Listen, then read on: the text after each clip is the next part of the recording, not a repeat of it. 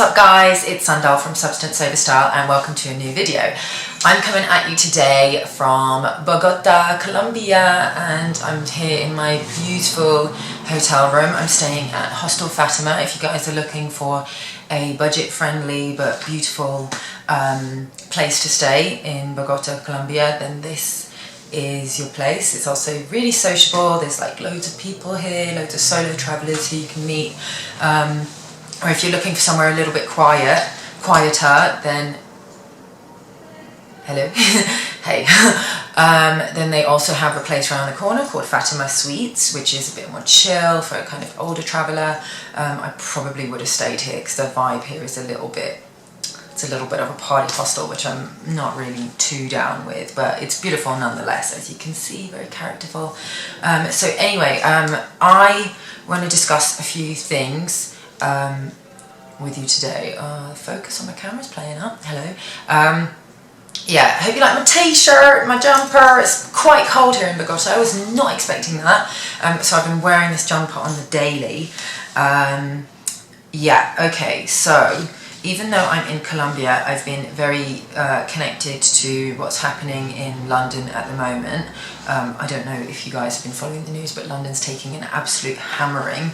It was pretty much always going to be next on the list after everything that was happening in the States recently. A lot of divide and conquer, a lot of worldview poisoning, which I will discuss in greater detail. And yeah, it seems like, yes, there is a lot of polarity and a lot of hate, but on the plus, the masses are waking up. This is as predicted, lots of prophecies. The First Nations people have made a lot of prophecies about Western civilization collapsing at this point in time. There have been biblical prophecies about this.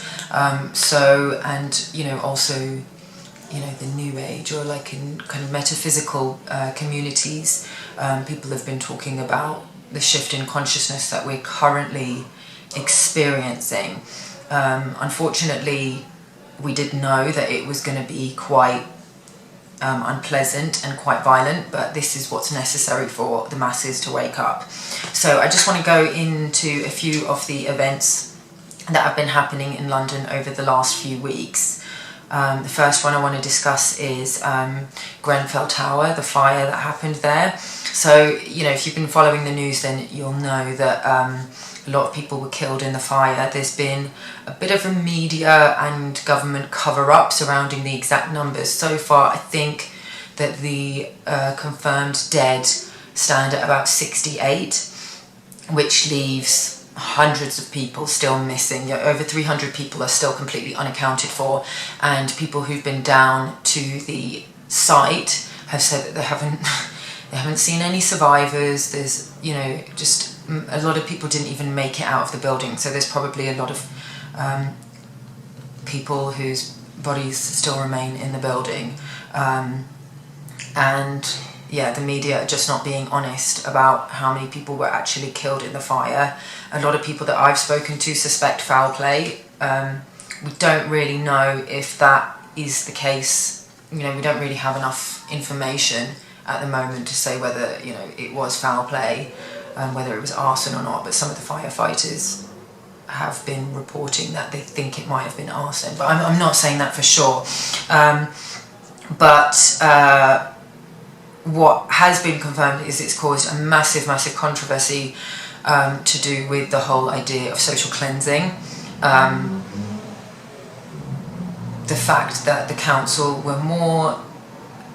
could more readily spend thousands of pounds on giving the building a massive facelift so that it would look more attractive to the wealthy neighbours around this social housing block than actually making the building fire safe. And there were several complaints that were made to the council about the building not being fire safe. The doors were not fire safe, there were no sprinkler systems, the fire alarm system was completely inadequate. People were not woken up by the fire alarm system. In fact, by, you know, sheer irony, it was Muslims who had awoken early for Ramadan who were able to alert people and get survivors out of the building. So a lot of people have made parallels between the Grenfell Tower fire and 9/11. You can see the parallels quite clearly. It's a big tower, fire, very traumatic. It's a way of traumatizing the public, almost like a mass MK Ultra methodology. If you don't know what MK Ultra is, it's basically trauma-based mind control where a traumatic event or events are used to create a split in consciousness. It's basically worldview poisoning. It's getting people to believe in the idea that humans are inherently flawed, human nature is inherently self-serving and survivalistic evil. As long as the elites have us believing that human nature is inherently flawed and self-serving, we will not awaken to our true potentiality. We will not realise that we are all one. We will not realise that we are love, we are unity consciousness, and we can come together and we can co-create, we can co-collaborate, and we can unify as one human community, as long as we are not being used as human capital, also known as slavery.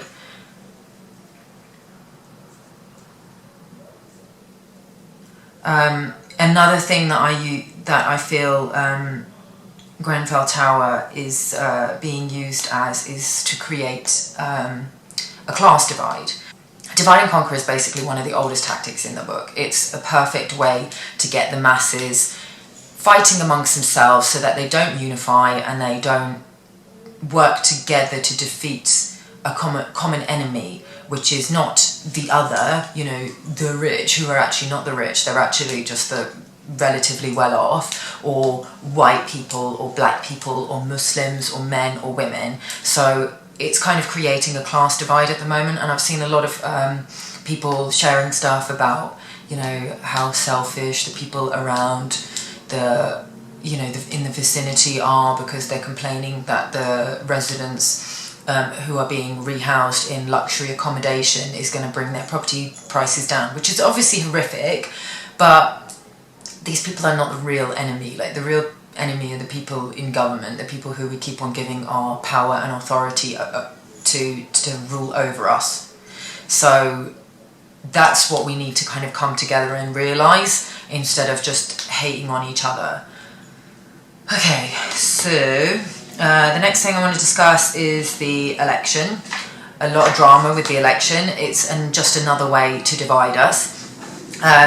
The whole idea of this two-party system, in America they have the same thing. In Britain, well, we have a three-party system, several-party system, but it's the idea of controlled opposition, giving people the false illusion that they have a choice, when actually you have no choice. Politicians are essentially not really working for the people, they are just working for the state, which is a system of feudalism, also known as slavery.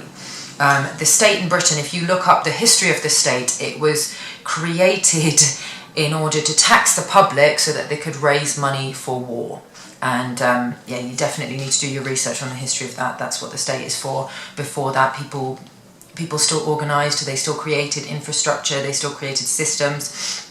It's perfectly feasible that humans would be able to organise and co-collaborate to create infrastructure without having a centralised locus of control, like an all-seeing eye at the top of the pyramid, which is basically what government is. Well, government is actually not even at the top of the pyramid. Government is a little bit lower down. And then below that, you've got order followers like the police and the military, who basically control people through laws, not even proper laws, just statutes, which are not in harmony with natural common law, and they control people through the threat of violence. That's what the state is. A lot of people, look, don't get me wrong, I have nothing against Jeremy Corbyn. I think he's a top guy, but if he wants to implement the changes that he's saying that he wants to implement, he's running for the wrong job. Because the Prime Minister is not going to be able to stand up against the corporations and the oil companies and the arms companies and the mineral companies and all these people that are causing so much disharmony in the world. He's not going to be able to dissolve the Bank of England who basically create a system of debt slavery, which is basically one of the roots of all our problems. It's the system that keeps us enslaved. Socialism is still statism. It still provides the locus of control. It's a centralized locus of control at the top of the pyramid. It doesn't put the power in the hands of the people. It's not a true democratic system. What I was able to observe during the time of the general election, was again a lot of divide and conquer. Everybody was going on Facebook going, vote Labour, vote Labour, vote Labour. If you don't vote Labour, you're a dickhead. If you don't vote Labour, delete me. Nobody was advertising the fact that they were voting Conservative. Again, it's kind of similar to what we were seeing in America with the whole Trump versus Hillary, massively controlled opposition. Obviously, Trump is a horrible guy, but Hillary is, you know, a wolf in sheep's clothing, and we all know that. I mean, we don't know that about Jeremy Corbyn yet, but, you know, if you want to see him come to power and see him be corrupted by the same system and see that he's not going to change things the way that we want him to, I would love to see that, because I would love to see people actually wake up and realise that government is a lie. Okay. Another thing that I saw a lot of during the election, which kind of annoyed me, was people quoting a verse from the poem The Mosque of Anarchy. I'm going to quote you the poem right now. It's pretty powerful, and they were using this to try and rally up support for Labour and Jeremy Corbyn, saying vote Labour, and they were quoting this, so I'm going to read it to you. Rise like lions after slumber, in unvanquishable number. Shake your chains to earth like dew, which in sleep had fallen on you. Ye are many, they are few. Pretty powerful words, but you cannot use a poem about anarchy to rally up support for statism. Like, let's be clear about that. There's nothing more that I'm going to say on that. If you really want to rise like lions after slumber and wake up and shake your chains like dew to the ground, then you need to wake up and realise that government is controlling people through taxation, through the threat of violence, and we do not get a say as to what our money gets spent on. They take our money and they decide what they want to spend it on. And they are spending it on wars, they are spending it on bank bailouts, they are making cuts to public services. You know, when are people going to wake up and realise that this is a sham? Okay, the next thing I want to talk about is the attack on the mosque in Finsbury Park.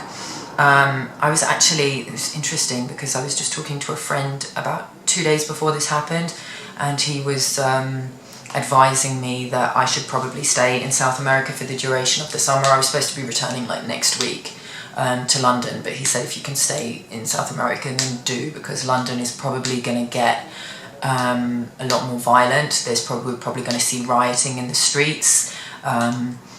He said that there's probably going to be, like, the EDL or the National Front are going to make attacks on mosques because they say that there's hate preachers in there, and, you know, all this kind of nonsense.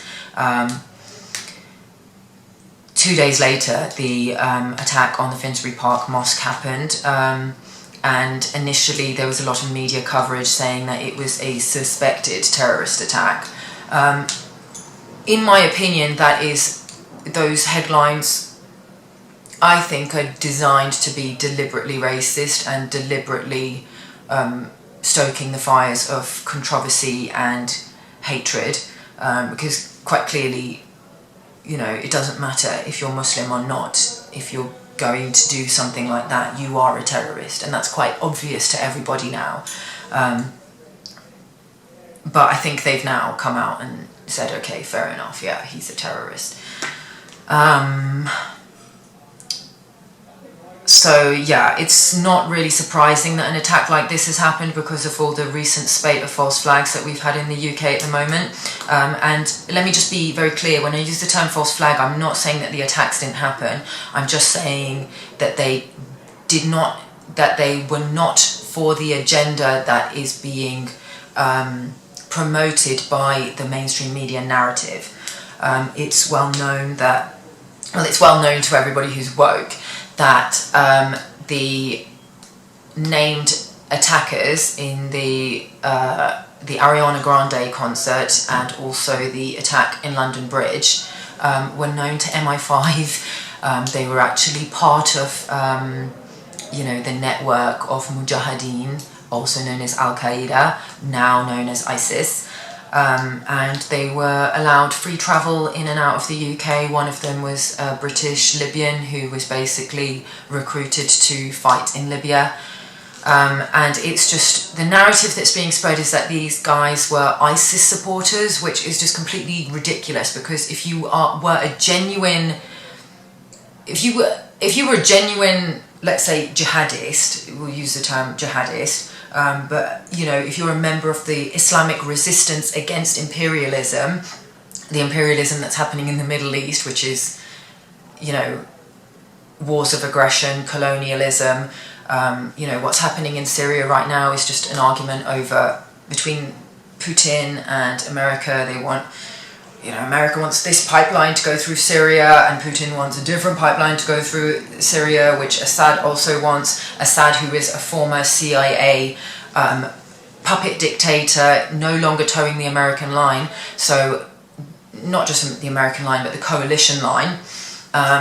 So the coalition decides to send in ISIS. ISIS are our creation. They're the coalition's creation. They were created by America, Britain, Israel, Australia. All these countries that form part of the coalition are funding and arming ISIS via Saudi Arabia. So, that's already well known. I challenge anybody to dispute those facts. So saying that,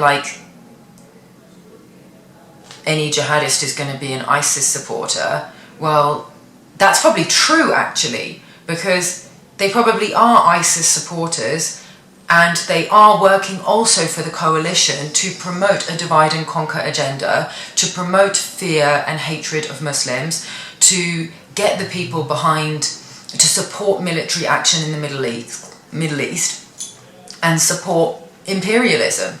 But the thing is, the lie is wearing pretty thin, and people are realizing the truth now. So it's not gonna last much longer. I think the game's up now.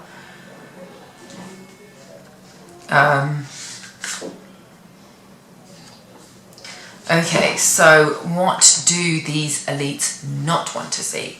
They do not want to see unity. They do not want to see people come together. They want to see us go out in the streets. They want us to be outraged, and they want us to go out and protest and riot, because then we'll all be out in the streets. We'll be tensions will be running high. There'll be different groups who are not unified because they've been spreading so much fear and hatred. Muslims against the EDL, Black Lives Matter against the alt-right, the intersectional feminists against the Fathers for Justice, the Labour versus Conservative. All of these camps that we've fallen into have created a lot of disharmony amongst the people.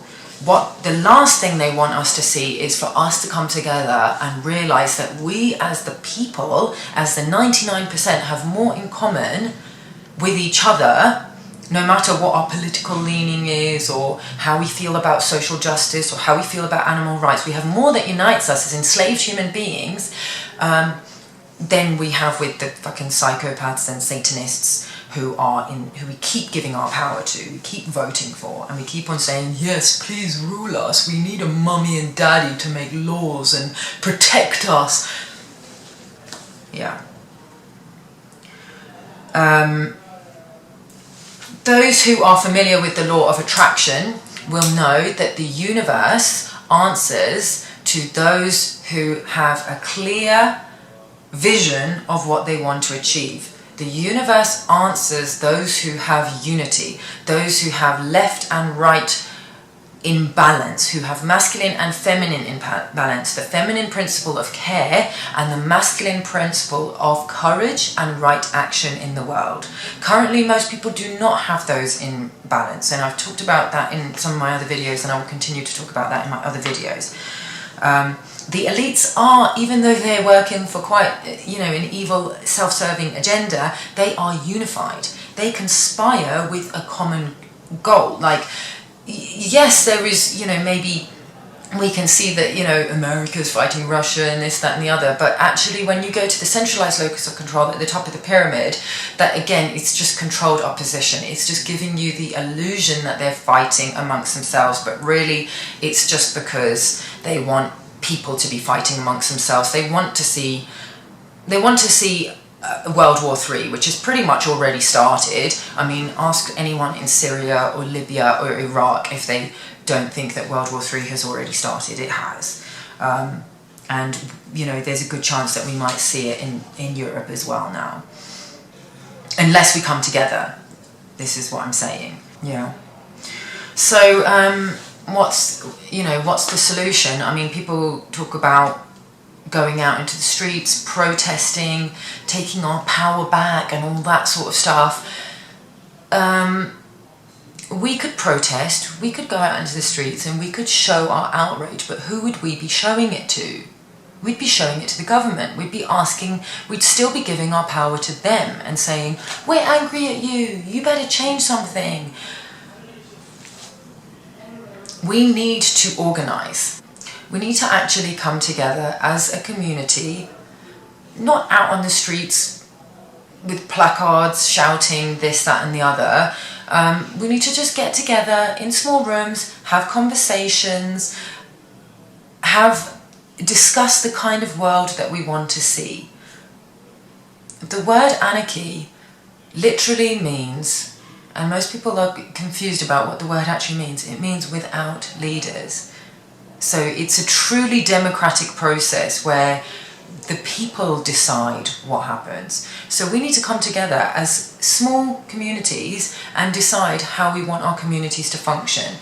Just the whole idea that we would give our power to an elite group of individuals and give them the right to imprison and act violence out on others when we don't have that right ourselves is just insane. If I don't have the right to imprison you or to take your property or to tax you so that I can spend money to go and fight my neighbour, then I cannot, according to natural law, give anybody else that right. I encourage each person to take the time to research common law or natural law principles, find out what they mean, find out the difference between natural law and statutory law. Statutes are not real law, that they're what the government uses to control and oppress people. They are given the force of law by consent of the governed. You have to give your consent to be governed by these false laws. And they use the confusing language of legalese to manipulate people into giving their consent. They use English words that mean something different. Like, for example, when a policeman reads you your rights and asks you if you understand. In legalese means, do you stand under? Do you consent to stand under my authority? And you say yes because you haven't a fucking clue what it means. They've completely obfuscated the truth and people don't know what the fuck's going on. People are waking up and they realise they've been lied to, but they're still believing in the political process. They're still believing that government is the answer, even though they've been let down time and time again by so many different leaders and governments who promise to change things. And any leader who has actually tried to really change things has ended up like JFK, you know? Or if you ask anybody who's from a colonized country, a country that has seen puppet government after puppet government, ask them what happens to any leader who actually comes in to try and bring about real change. What happens to them? We need to start developing internal monarchy, self-governance, okay? We need to start balancing on the left and right hemispheres of our brain. We need to start balancing our masculine and feminine energy, which I already explained earlier in the video what that is. We need to start holding our leaders accountable. You know, if you want to vote, if you want to get involved in the political process, be my guest. I guess change isn't going to happen overnight, so maybe, you know, those people who are doing the work to try and tinker with the system, If you think that that's going to work, then be my guest and do that. I'm going to focus on other things. But ultimately, we as a community need, as a human community, a global community, we need to take our power back. We need to realise that just like the poem, which I'm going to read you again, just like the poem, we are many, they are few. And we need to realise that. Okay, so I'm going to leave you guys with a question, and I want you to leave your answers in the comment box below. I don't have all the answers, and I know some of you are really, really well researched, and you know, you're doing a lot of work on yourselves. So I think together as a human community, we can probably come up with a lot of solutions to our problems ourselves without giving our power over to some psychopaths. Okay, who is going to govern the government? Who is going to police the police? We, the people, have to take the power back. We can't just keep on giving it to somebody else. Okay, so that's all I have for today, and if you like this video, give it a thumbs up. Please subscribe to my channel, leave me your comments in the comment box below, and I'll see you in the next video. Bye bye.